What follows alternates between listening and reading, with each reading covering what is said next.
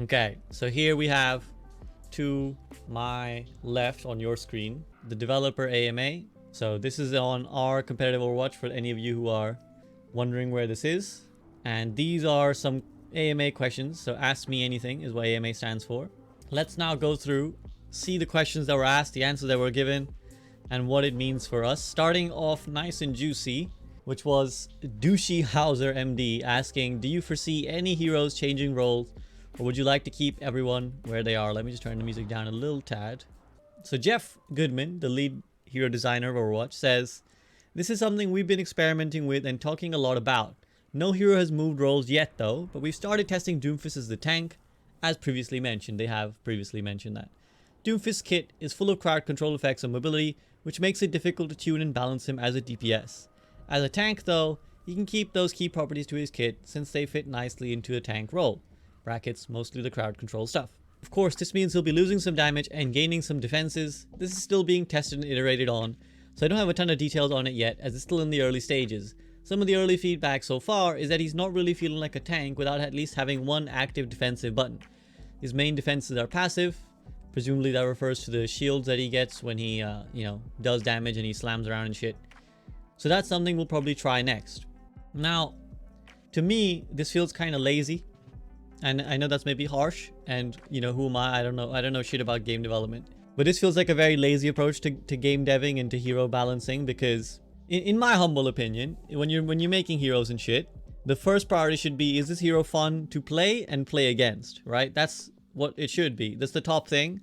Second thing would be, like, okay, well, how does this hero fit in the sort of competitive standpoint? Is it broken? Is it unbalanced? Blah, blah, blah, blah.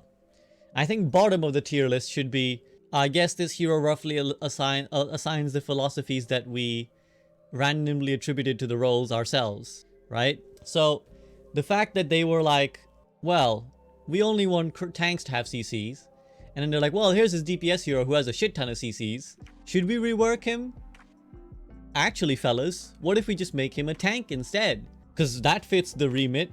And it just feels like, well, yeah, we can just shove him into the tank role without having to do anything, without really having to change much. But does it address why nobody likes going up against Doomfist? No. And in many ways, I feel like they're going to make him into another Wrecking Ball, basically, and a worse version of Wrecking Ball. Because Wrecking Ball is okay, but not really. I don't think there's many people that enjoy, especially supports. I don't think many supports enjoy going up against Wrecking Ball. Because unlike, let's say, a Winston, it's a little bit harder to deal with. And he kind of, the Winston at least doesn't really knock you around a bunch as you're trying to fight him, right? So it feels a bit more like a fair fight. But Wrecking Ball, he's slamming you up in the air, throwing off your aim, he's pushing you around. So it's not fun.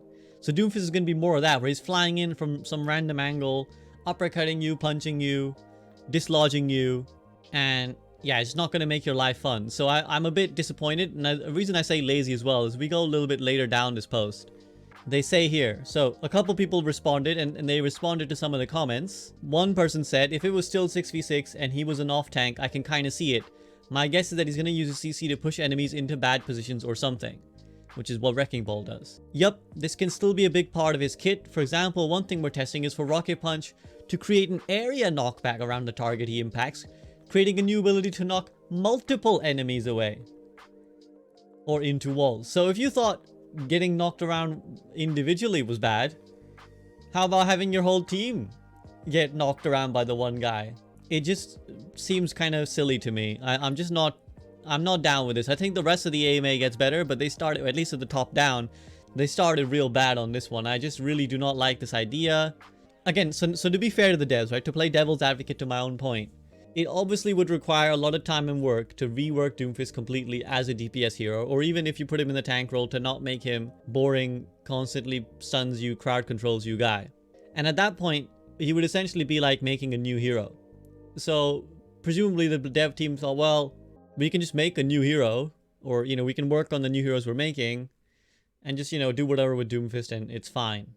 So I am someone who wants Overwatch 2 ASAP, so I don't want to, maybe I could be accused of wanting to have my cake and eat it too, right? I want Overwatch 2 to come out ASAP, and that means as many resources be kind of as efficiently diverted as possible. And if trying to rework Doomfist is kind of hinging, stopping that, then I can tolerate it. But I have to say I'm not happy with well, he has a bunch of CC, let's just make him a tank. Instead of, well, he has a bunch of CC, no one likes playing against it, let's change that. If he doesn't work as a tank in Overwatch 2, is he going to remain a DPS? And here's where, again, the laziness sticks out.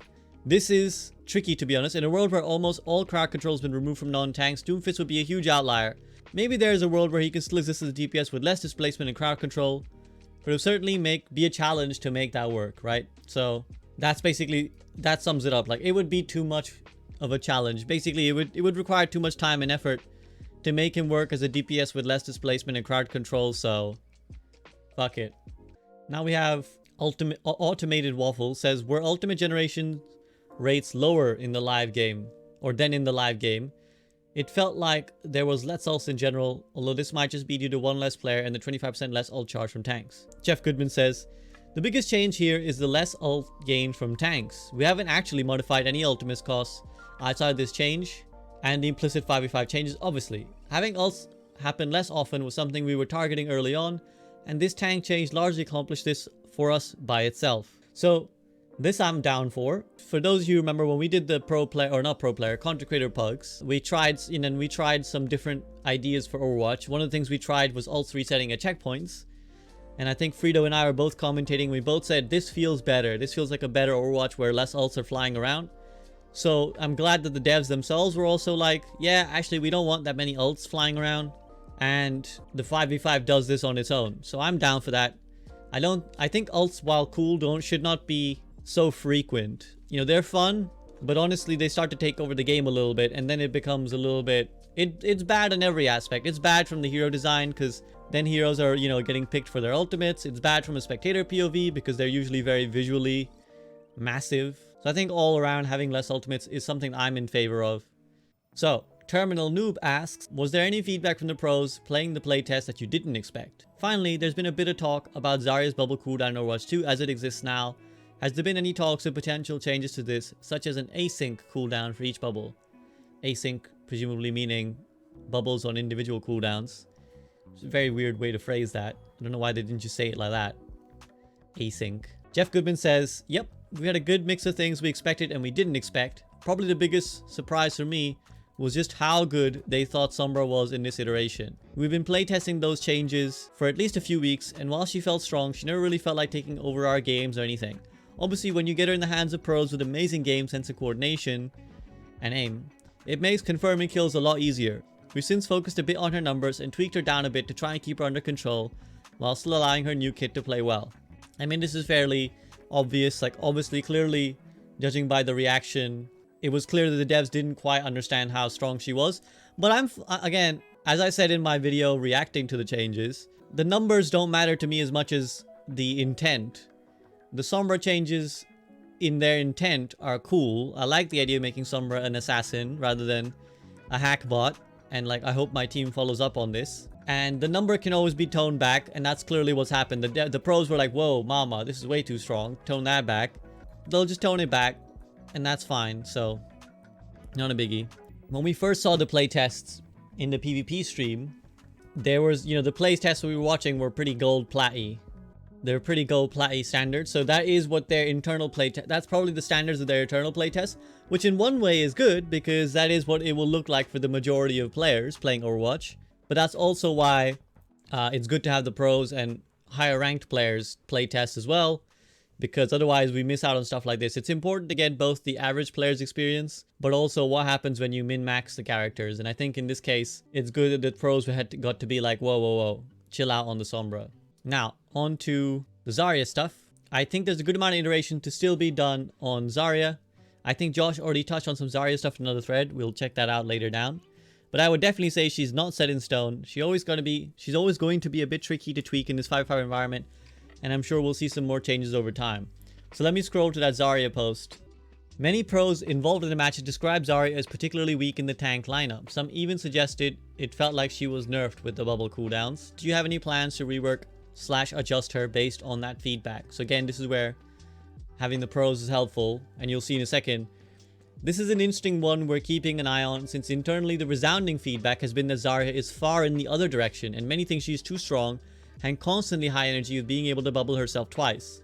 There's a couple details that got overlooked with this new shared cooldown setup, in that the duration of the barriers have been extended slightly, We started at 3 seconds and it's gone down to 2.5.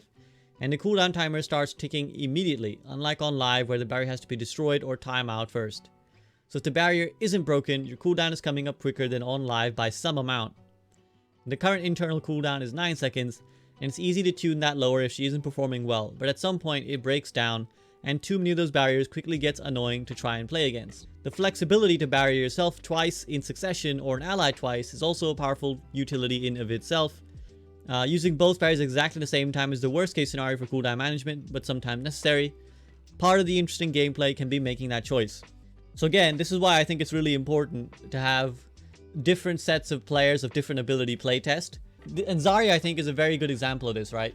In current Overwatch Zarya, you're kind of relying on your other tank to get you at least half, if not more than half, of your energy, right? So the way that Zarya mostly works is she bubbles a Ryan, she bubbles a Winston, they go aggro, they get her 40 charge, and now she's happy. Then she can maybe step in front of the Reinhardt, get another 40 charge. Now she's 80. Now she can rotate her bubbles much more carefully, and she's high charge. She's a threat.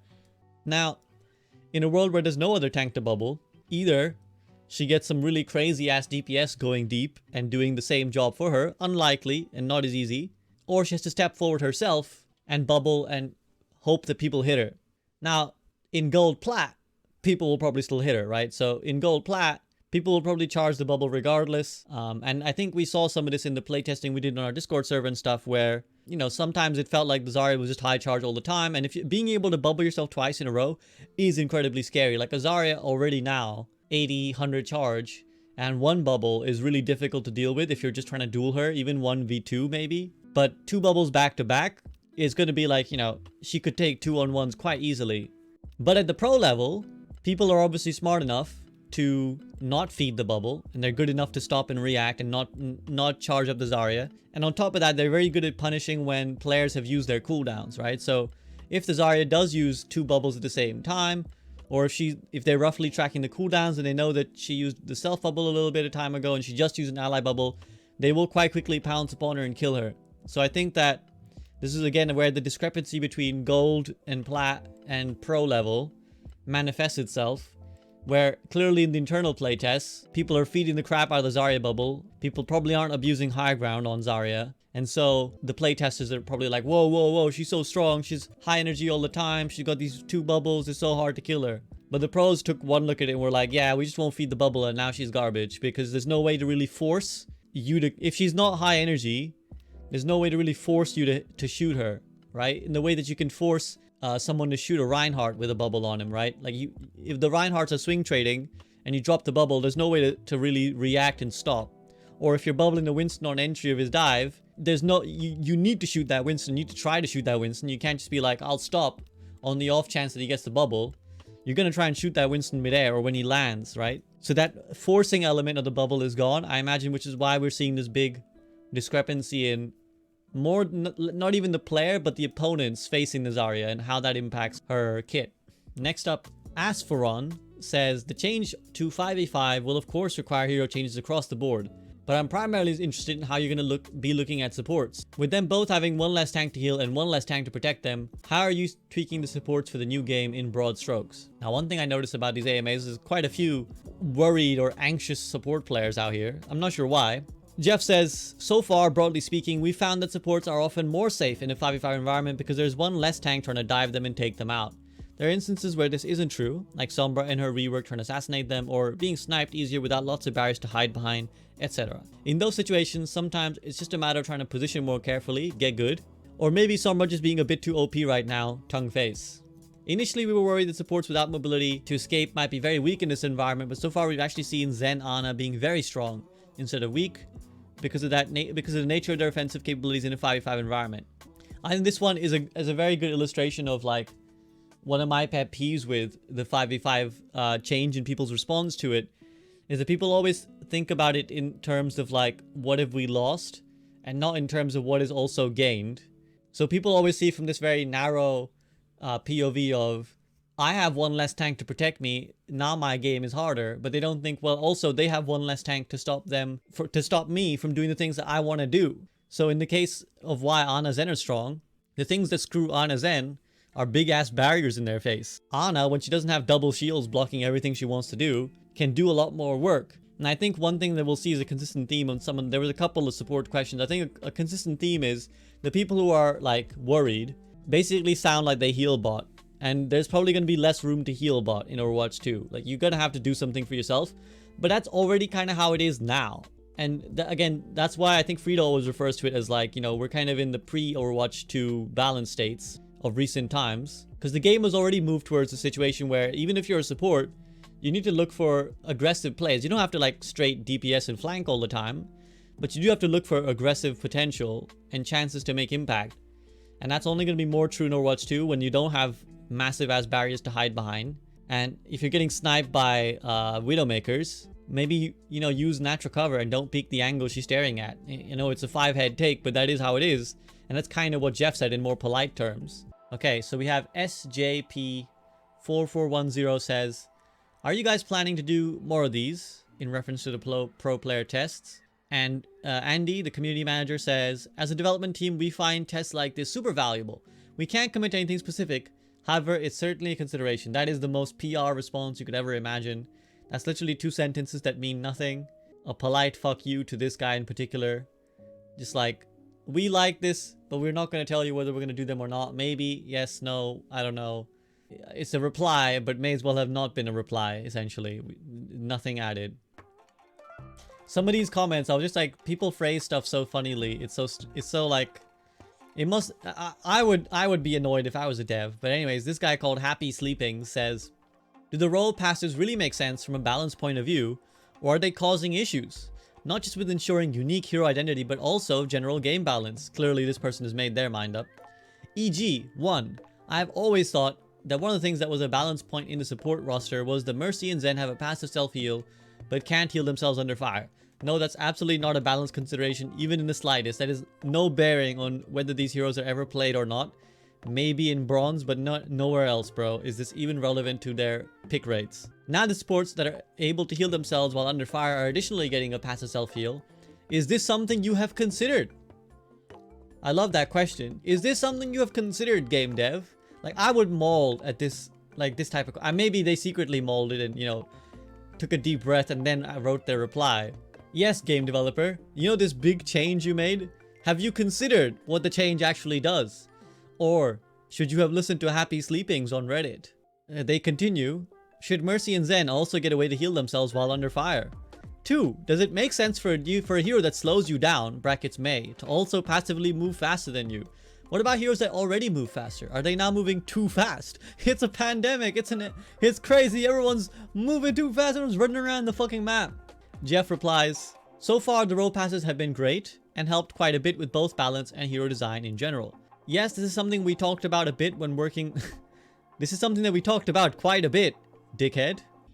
We still want Mercy and Zen to be better at healing themselves, but we're just raising the minimum self-healing bar from 0 to some small amount. As we're designing support heroes, this is a constant question we struggled with in the past, and the role passive allows us to be more flexible in designing future heroes. Currently, the movement bonus that DPS get is very small, but still can be impactful in those kind of situations you mentioned. Overwatch is a game that has an insane amount of mobility, so this change is somewhat a drop in the bucket compared to what heroes can do with their abilities, especially for a hero like Mei who has no other significant mobility options. So again, there's many aspects to this. Firstly, as I said, their self-healing has 0 bearing on their pick rates. They're picked because they're strong outside of, like, in the combat, not what they're doing outside of combat. Secondly, even with the DPS movement, as Jeff is alluding to, when are you ever in like a 100-yard foot race with another hero? Like, that's almost never happens. Like, the only time that it happens is if you're like running away for your life at the end of a fight or something and you're trying not to get staggered. But other than that, in the middle of an Overwatch fight, when have you ever died because you got into a foot race with the enemy player? Like, it just doesn't happen. It's just like a very silly question to be like, well, Mei runs faster than me now ever so slightly, like, you know, over 100 yards she'll get there like half a second faster than you, or a second faster than you. Mei runs faster than me now, it's gonna be an absolute terror, like, it's gonna be, you know, Mei all over the place now. It's just like, that's just not true. The real mobility in the game are from abilities. There's like the dash, Moira fade, jumping up the high ground and stuff like that. Like, those are what make a difference, not a literal foot race where you're both running, you know, to and away from each other and then whoever catches up to the other one wins. Not fucking tag. This isn't Squid Game. This isn't a fucking red light, green light. Yeah, this person who asked the question clearly is a little bit clueless. What's the proposed healing passive? So basically all supports start healing after they don't take damage for a while. Here's another question, this time on tanks. Are the devs content in how tanks performed in the pro playtest / how they play in their tests, or is there a possibility for them to get more health? Does it feel like some of the tanks take damage too quickly?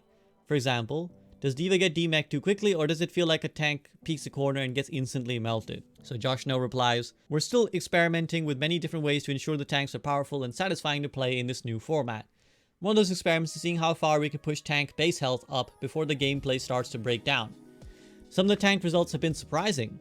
D.Va specifically has ended up much more relatively powerful with only an extra second of defense matrix energy.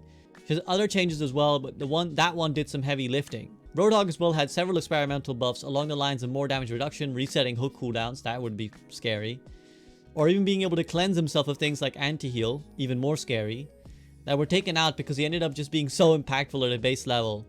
Largely due to how valuable an early chain hook can be in 5v5. Well, just an early hook on anyone is super impactful. Yeah, I mean, that reminds me of old defense matrix, which was just gobbling up entire defense, entire soldier ultimates. Yeah, that was a very strong ability, and you even saw a little taste of it where you can overextend quite a lot as D.Va and still get away because you have so much defense matrix.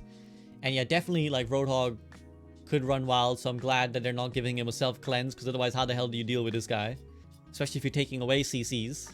There are still some problematic mechanics we're working to resolve, like Orbit Discord being nearly always on a tank, or Echo Duplicate Choice coming down to being the best on the buffed up tanks. Generally, we haven't found tanks to be getting blown up instantly unless they're hard overextending or aren't working with their team at all, in which case they should be vulnerable there.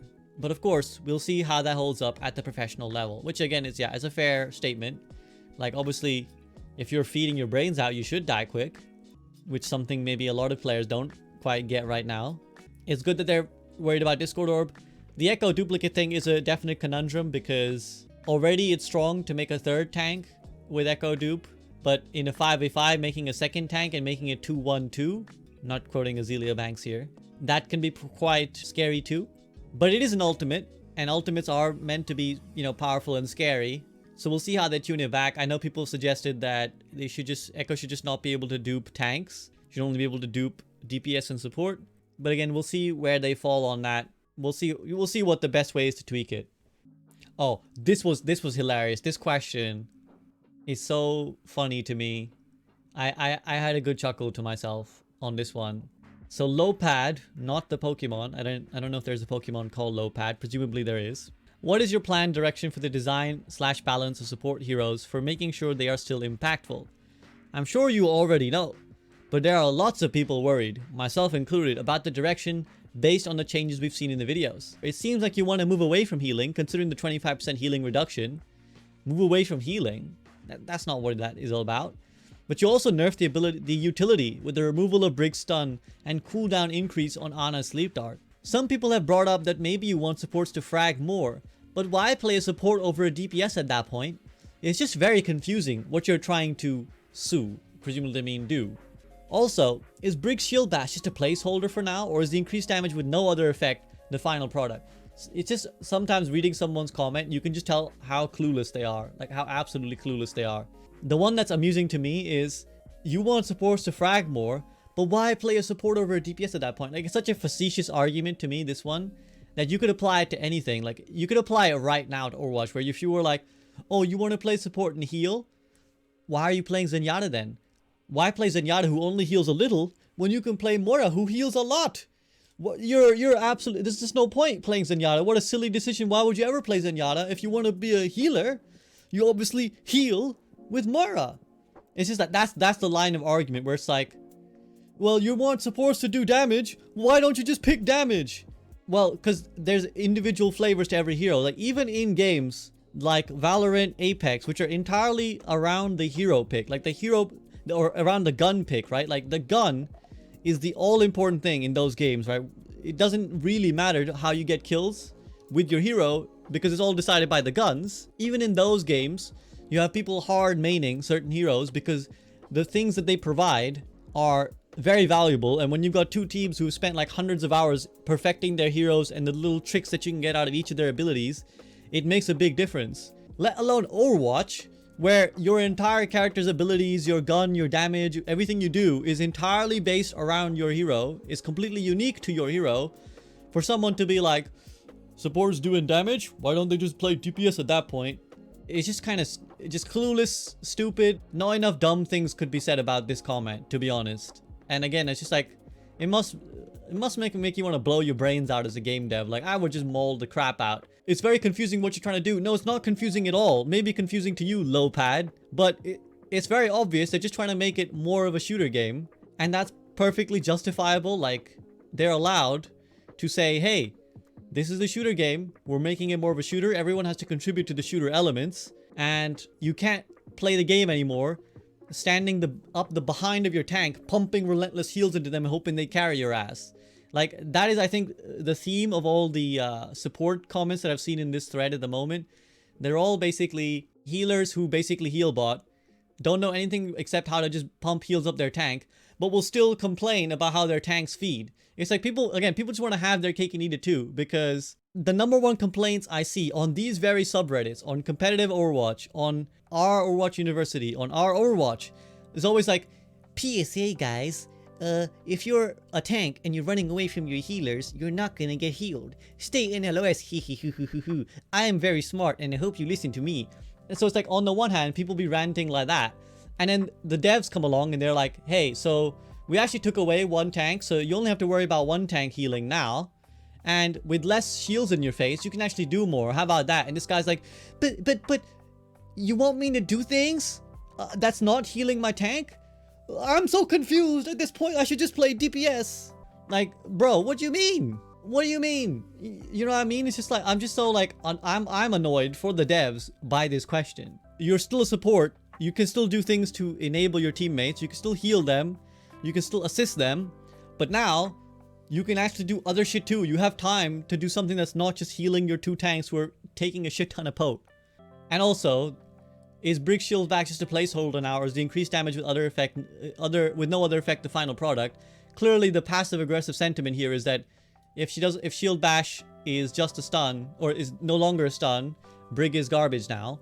I think they talk about this, so I'll get to the answer first. Even in this 5v5 environment, supports are still feeling very impactful. In fact, in many ways, they are actually more impactful than in Overwatch 1 currently. In 5v5, there's less going around to both teams.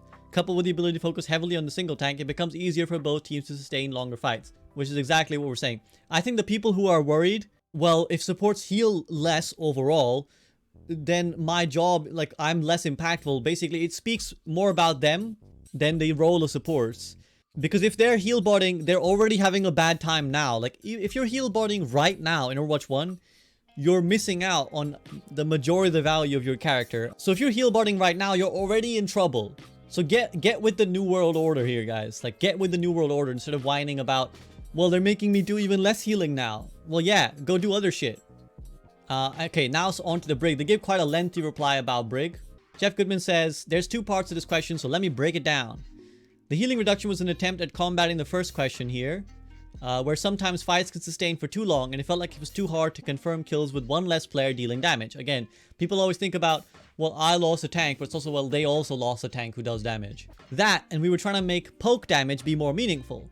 Right now, even in Overwatch 1, sometimes it can feel like shooting an enemy is doing nothing but feeding your enemy support ultimate charge. That said, we already backed out the specific change internally, we have similar goals, and we're looking at other iterations. I'm down with the sentiment of this, because there's whole comps right now, double bubble, that essentially play around the fact that we're just going to stand here for a little bit, let this guy take a bunch of poke, let our support get ult charge, and then we'll go in. Even the Zerg, so zombie, swarm comps, the Moira Lucio rush, they're the same as well, where it's like, we're just going to wait till we get coalescence, and that's our like primary engagement tool. And that makes sense in the sort of step-by-step domino world we've entered with Overwatch, right? Where we stumbled our way into this realization that actually when we do this, this is great, and this is how optimal play can be done. But when you really stop back and take a wider picture, and if you're particularly like a spectator of the game, and you're trying to explain to someone who doesn't know Overwatch, you're like, well, why are they standing there for no reason, just taking damage? Oh, they're purposefully taking meaningless damage so that they can get this ultimate, and then they'll go. it just kind of seems a bit silly. So I think taking that aspect out and yeah, making poke meaningful, I'm down for that. Like, I think that again, I think they're pushing towards a world where players can't hide behind the certain mistakes that are the main source of frustration in Overwatch now, right? So standing at chokes forever taking poke is the quintessential Overwatch gripe, the quintessential Overwatch experience. So making so there's less barriers to protect you and making sure that poke is meaningful, I think is softly encouraging, well, maybe harshly encouraging the players to actually just play the fucking game. So basically engage, use natural cover when they're not fighting, and not just stand around doing nothing. So I'm down for that. Moving on to the Brig stuff. The utility nerfs to Brig Stun and Ana Sleep Dart are more a response to trying to chill out crowd control effects from the game and less about having them frag more. Ana Sleep Dart is extremely strong, but it's also a great playmaking tool and leads to some sweet highlights and counterplay opportunities. I've seen more videos of clutch sleeps on a Flying Pharah or Genji ult online than maybe any other support highlight. This is very true. So it's not likely they will remove Ana's Sleep Dart, but other non-tank CCs we've been taking a hard look at, and again, they want to remove CCs, which brings us to Brig's Bash. I don't think it's clear all the changes that we made, so here's some notes on how it's changed. It's lost its stun, that much is clear. It can go through barriers once again. It deals more damage once again. Those who aren't familiar, on release, Brig had a sort of one-shot combo against Tracer in particular, where she could bash, left click or primary fire, and then whip shot, and that was an insta-kill on Tracer, and she didn't have time to respond.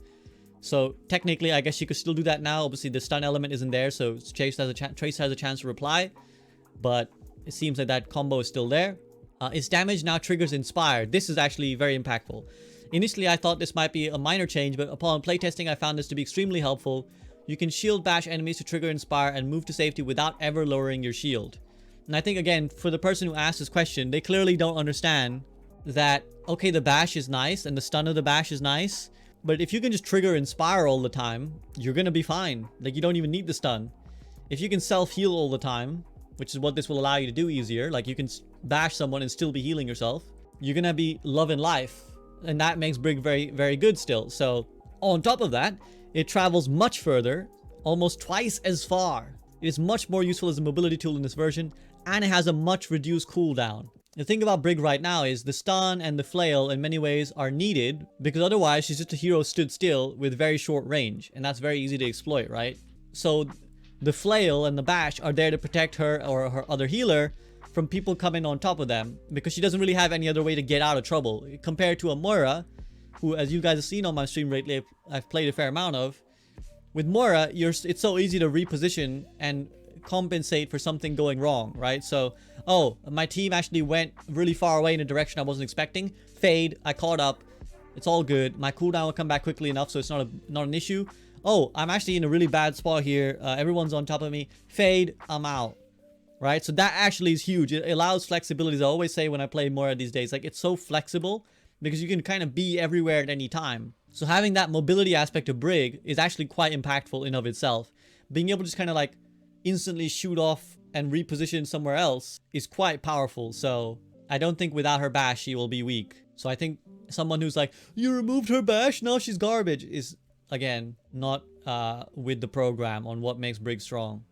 Again, more on supports, so a lot of emphasis on supports. And this is maybe the most important answer they gave, and I'm really shocked that they didn't make more of a deal of this. But anyways, the question goes, what was your thought process behind adding in the 25% healing reduction for the first 4 seconds, or however long it was, even if you aren't keeping in? So for anyone who wasn't familiar, they had a change in the pro playtest where in combat you received less healing. So Josh No says, we found from our internal playtesting that in general, support heroes have become the most impactful role by a wide margin, with overall less incoming damage on the field and with the reduction of a tank. So really let that sink in for all these support whiners.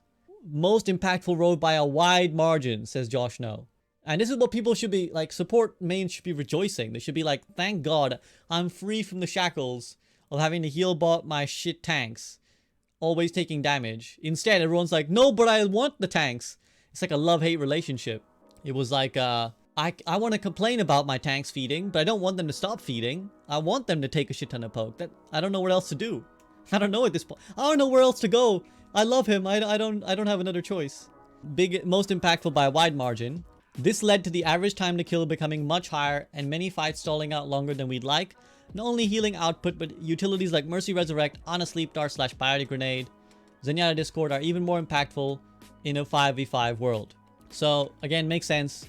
In 5v5, if a pick is more impactful, Resurrect is more impactful, a Sleep Dart that gets you a pick is more impactful, a Biotic Grenade that is kind of also a real near enough a pick if you anti-nade someone, a Discord helps you burn someone down, all impactful in 5v5.